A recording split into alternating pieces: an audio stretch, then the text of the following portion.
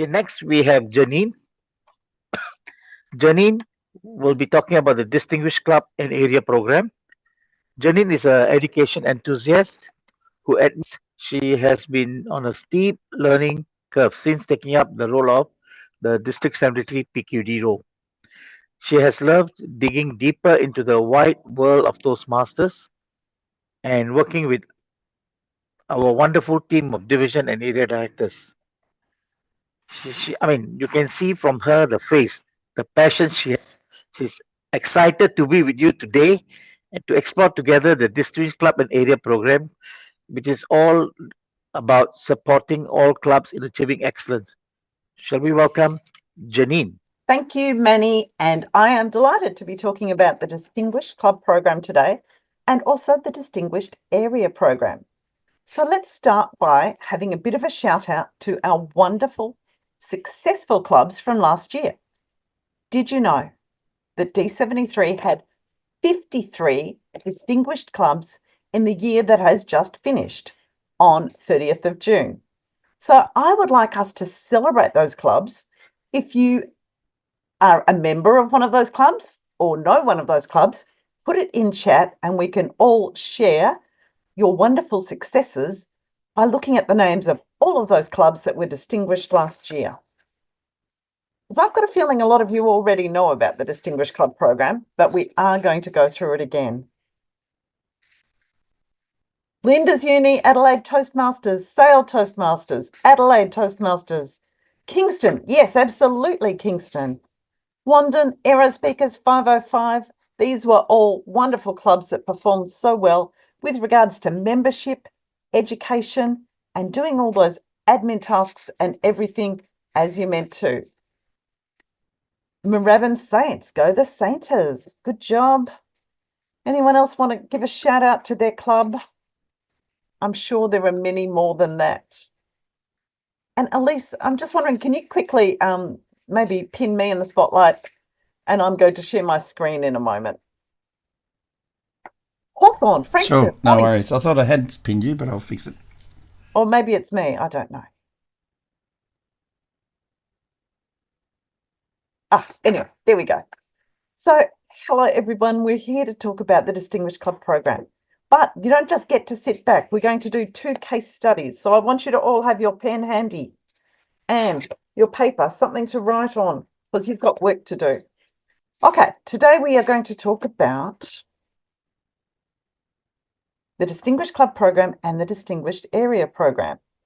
We'll be identifying the Distinguished Club Program, working through all of the 10 goals, and how the Distinguished Area Program works.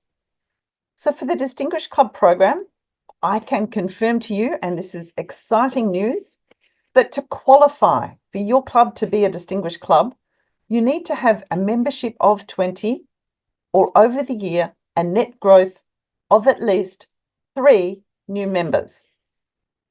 So previously, if you're looking at old information on the Toastmasters website, you might see the word 5 new members. For last year, it was 3, and it's been confirmed that it will be 3 again for the coming year. So I think 3 new members is quite an achievable goal for clubs to have. So net growth occurs when the base amount increases by 3. So you might lose a couple of members, and if 2 of them don't renew, but you get 5 new members, you've still got a net growth of 3. The only members not included in that are transferring members until they've paid a membership at your club. So it does include renewing new, charter, dual, and reinstated members. Okay, I was meant to ask a question before showing this screen, but we're here now. So I would like those of you who would like to play this game to unmute yourself, and we're going to talk through all of the DCP goals. Now, the first 6 relate to education, and the goals are set up so that to achieve all of the goals, you have to have members working across all the different levels. You'll have new members who are working in levels 1 and 2. You'll have experienced members who are doing the more advanced levels 3, 4, and 5. To get DCP Goal 1, you need to have 4 members complete level 1. Who can tell me what DCP Goal 2 is? I'm happy for you to call it out. Thank you, Anne. 2 members to complete level 2. That is exactly right. To achieve DCP Goal 2, you need 2 level 2 awards. And does anyone know what level goal number 3 is? Isn't it 2 more level 2 awards? Oh, you are so on it. That is correct. So that if you've got more than 2 people achieving level 2, you've got another 2, you'll get goal number 3. But Janine, why have 2 and 3? Why not just have 2 as 4 level 2s? It's more achievable this way. You only need 2 level 2s to get that 1 point. And if you have got 4, you're going to get 2 DCP points for that. Yep. All right, goal number 4. Any guesses, or if you know? And again, 3s. yes. Yeah, 2 level 3s. Now, just as a by the by, level 3, it's one of my favourite levels. I love Oh, all it might be 4, is it? 4 level 3s? Oh, no, it's only 2. So it's 2 not that level difficult. 3s. Go in. Yeah, you're doing well, all of you. So level 3, it's a great level. It's got all those electives. I find it easy to do lots of electives. So you should be able to get your level 3s done if you've done your level 2. Oh, sorry, forgot to ask. This is where it starts to get interesting. Thanks, Anne. Yeah, I could be doing better. DCP Goal 5. You can get this point for a level 4, a level 5, or a DTM award. Thanks, Bryony. I can see that you know your stuff too. Now, some of you have got members working at these levels in your club, and they'll be bringing in the DCP points for you, and it's fabulous. Level 6, any guesses? The same again. 1 more. Thank you, Anne and Mark. You do know it. Yep. So, there are 10 DCP goals in all. 6 of them relate to education, and you can see on this screen how they're spread out across the different awards. So if you weren't familiar with this, quickly note it down because you'll need this for our case study. Apart from education goals, there are 4 more DCP goals, and they relate to different things. So does anyone know what goal number 7 is? Membership. Thank you. It is membership. So during the year, if you can recruit 4 new members to your club, you will achieve DCP Goal 7. Anyone know what goal number 8 is? The same again. Absolutely. So some clubs do add 8, 10, 12 members. It's a great thing. You'll get another DCP point if you have 4 more new members. 9 is a little bit different. Club officers trained. Mark, you are on the money. It is having 4 club officers trained twice. So we're in the middle of our first round of club officer training, which goes June, July, August. If your club officers haven't achieved club officer training yet, there will be another opportunity for that. And I will promote that a little bit more at the end of this session, but I'm giving you a heads up. Oh, great. 73 is going to run another club officer training session on the 25th of August. It will be online so that everyone can attend, whether you're in South Australia, whether you're in Tasmania, whether you're in Wangaratta or Albury. It'll be online from 2 to 5 on Sunday, the 25th of August, with fabulous presenters, including today's Toastmaster, Manny, another fabulous presenter in Kayleen, and excellent, highly experienced breakout room facilitators. Right. Now we have only one more goal to talk about. Goal number 10. It's not membership. It's not training. It is Admin. admin. So this is the goal for your treasurer and your secretary to make sure that they get their renewals in on time and the officer list on time. Most clubs achieved this last year, but not all. So make sure after you've had your election, which is meant to be in the first meeting in May, that you put in your new club officer list.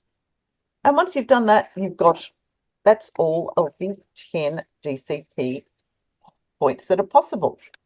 Now, when we're talking about distinguished clubs, there are different levels of distinguishedness, of distinction, if you like.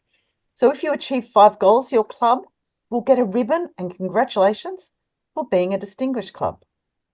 If you achieve 2 more and you have 7 goals, you'll be a select distinguished club. And 9 out of 10 goals is the President's Distinguished Club. Now, I'm just going to throw a question over to all of you at the moment.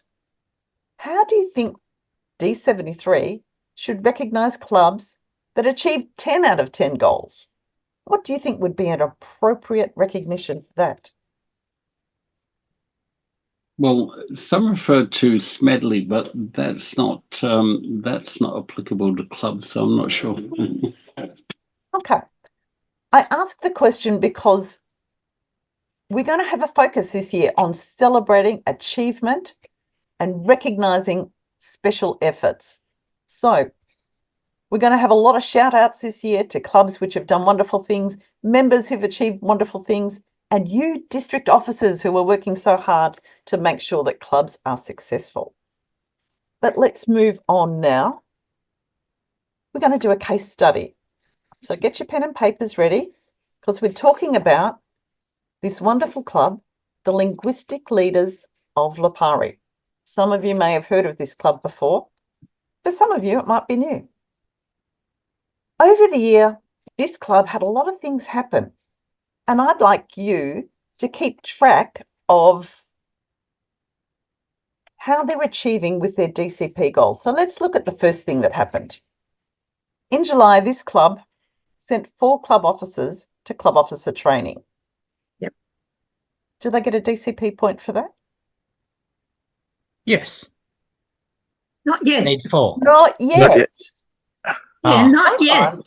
Sometimes this is called 9A. It's the first part of that goal about getting training, but you've got to do it twice to get that point. So they've got the first part achieved, 9A, we could say.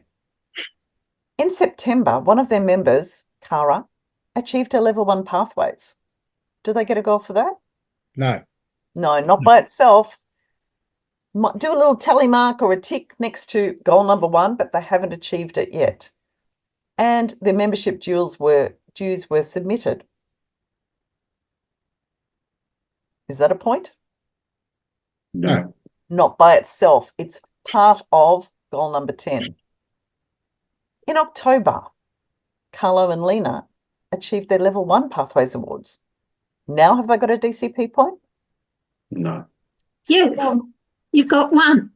Oh, not quite yet, Anne, because they've got Need 1 more. Cara, Carlo and Lena with level 1. But level 1 needs the most. It's the one that needs 4. So they're well on track and likely to achieve that goal, but not yet. Okay, November they had new members, Natalia and Nevio. How many members do you need for a DCP point? 4. This is goal number 7. So they've got 2 members towards goal number 7, but they haven't got 4 yet. December, they had another new member. So now they've got 3 new members, but they haven't got 4 yet. All right, what happened in February? This is round 2 of club officer training. And the same 4 officers. Went Yeah, back. so they've got a point now. Yes, now they've achieved goal number 9. They've got their first DCP point. Good on you, linguistic leaders. I love that they're attending club officer training. In March, they had another new member.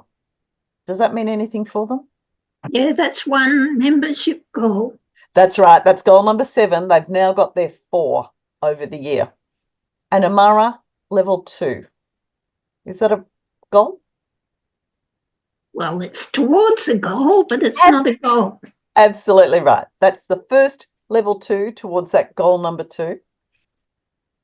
In April, Adolfo earned his level 2 Pathways Award. So, and they're looking good, aren't they? Yes, now they've achieved goal number 2. So they've got club officer training achieved. They've got 4 new members. They've got 2 level 2s. So far, they've got 3 points.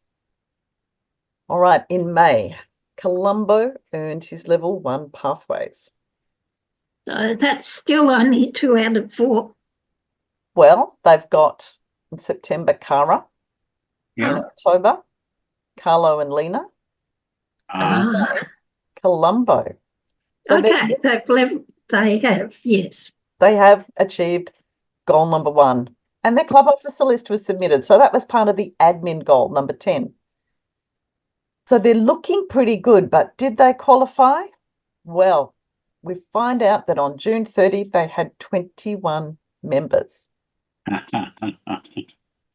So were they a distinguished club? Yes.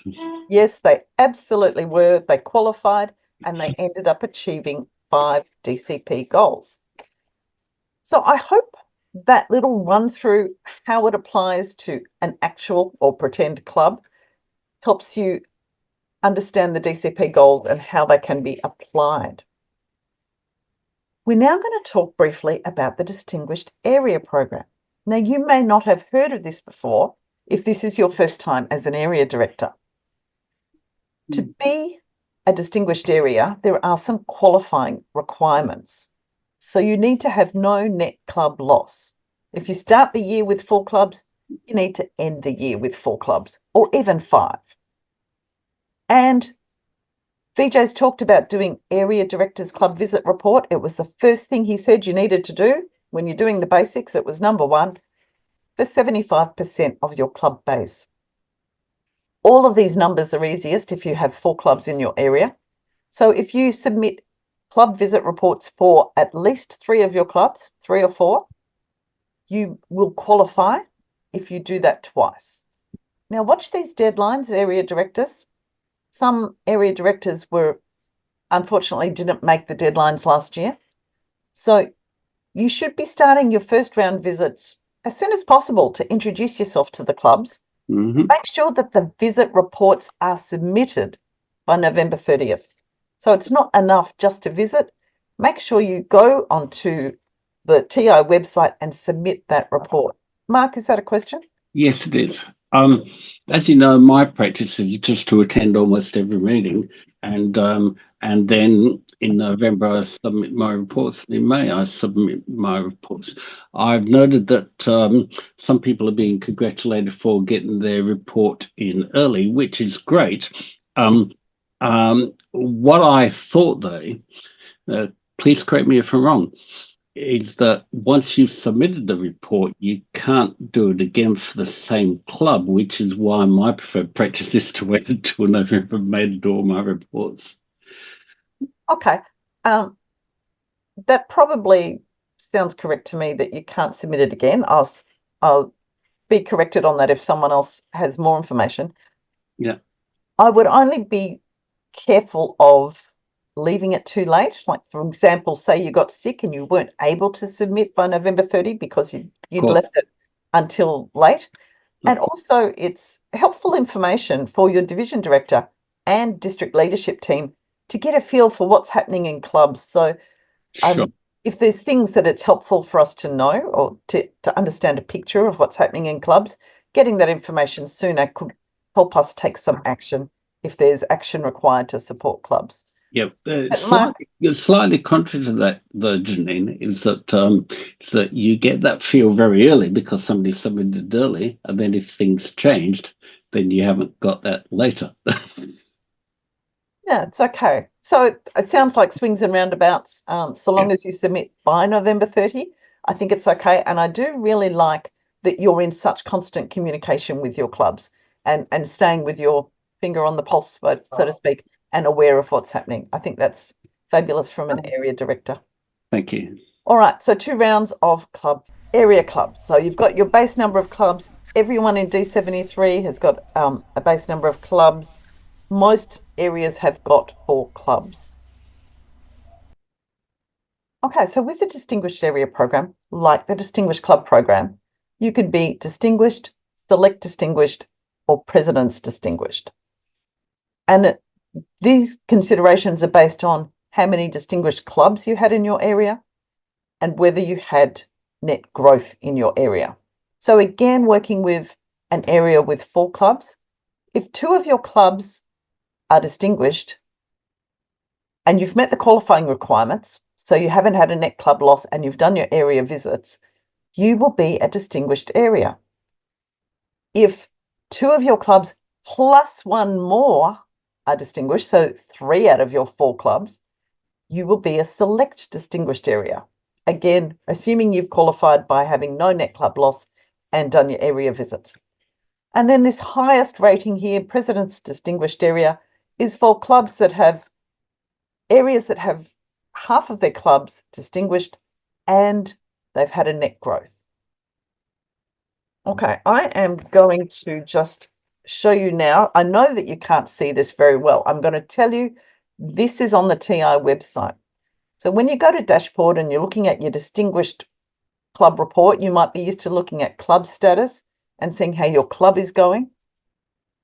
But if you look at the division and area performance, you can see how your area is going. So for example, because BAS is first alphabetically in our list, Division B, it always appears at the top. You can see the stats for Area B1 and Area B2. We'll have a look at that in more detail now. So Area B2, Simon, shout out here to Nadine. It was a great area. Let's have a look at how they went. They started the year with 4 clubs on the 1st of July. Mm-hmm. By the Yep. end of the year, they still had 4 clubs. So this helps them to qualify. There was no net loss. Of those 4 clubs, 3 of them were distinguished. And we've heard about these clubs in the chat already today, Sandbelt, Frankston and Kingston. But the trouble is, Janine, that the 4th club will never get distinguished. So Oh. what do you do there? Simon, I'm just congratulating B2 Oh. as being a fabulous area. I think what Vijay said before about maybe not seeking perfection or knowing that you can't make everything perfect applies here too. So you need to do the best you can with your area. There are some clubs that you won't be able to bring up to distinguished. It's not up to you to make them distinguished.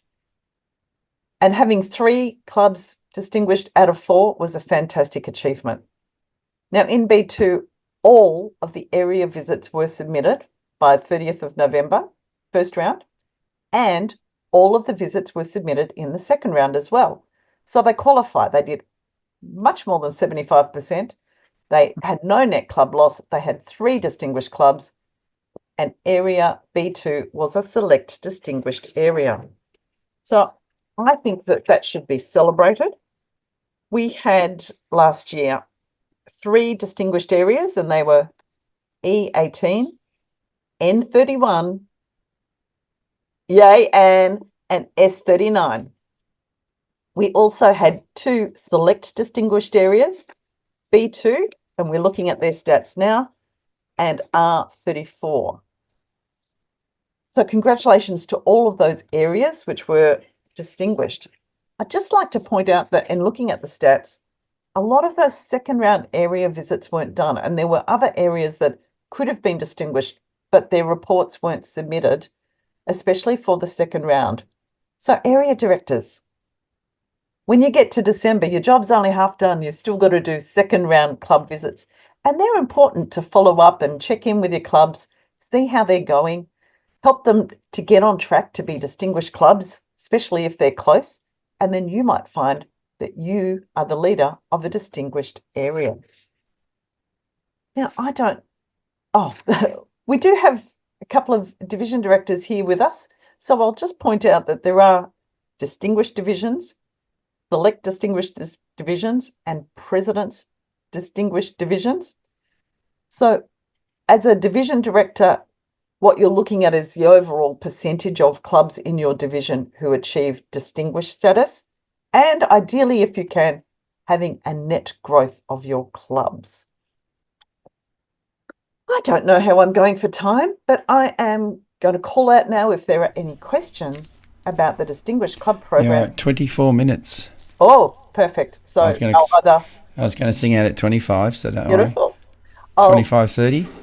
I'll either finish now or take any questions. So please pop your hand up or unmute if you have a question. Okay, can I just make a point? You see, one of the things for us is while we know with the distinguished club program, distinguished area program, we should not be too obsessed with it. We should go there and work to help the club. But at the end of the day, whatever we achieve, whether it's a DCP or whether it's a DAP, it is a bonus.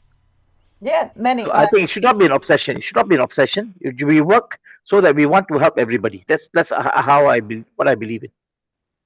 I completely agree with you, Manny. But it's nice to be distinguished, and it is a great recognition for clubs that are doing everything well. Yes, correct. So if your club has a lot of pathway speeches, and your Yes. club Yep. is having exciting meetings that are attracting members, you've got good member retention, Yes. and you're doing all the admin tasks well, you'll become distinguished even without focusing on being distinguished. But it really is, as Manny says, about Yes. having quality clubs. Janine, would you mind going back to one of the slides? Not the Yes. DCP education goals, the one that followed that in relation to the number of pathways, the other aspects. We back here. That would be one, and I'd love to get the following one if possible as well. Mind going to the next one? So 40 members. Yeah. Four new members. 4 officers trained in the first period and the second period. Yep, that's it. Yeah. I'm up to date. All good. Thank you very much. You're welcome, Rowan. Anyone else? Just one question. How do you get us select this division to a president's division? You needed to have a net growth of 1 in the number of clubs, because Ah. Bass was very close, but I think that Bass Coast closing might have prevented you from being presidents. Yeah, I think that's the case. So yes, another shout out there. We had Bass was a select distinguished division last year, which is a wonderful achievement. And Rangers had the new club of Emerson, and they were a president's distinguished division. So big shout outs to those divisions, big shout outs to the areas and all of the area directors who did a wonderful job supporting their clubs. Now I'm going to hand back to you, Manny. Thank you, Janine. Okay. So I think it's good to be aware of the Distinguished Club and Area Program, so that as area directors or division directors, we can help support the club, and so that they can focus on some of the, especially helping the members grow.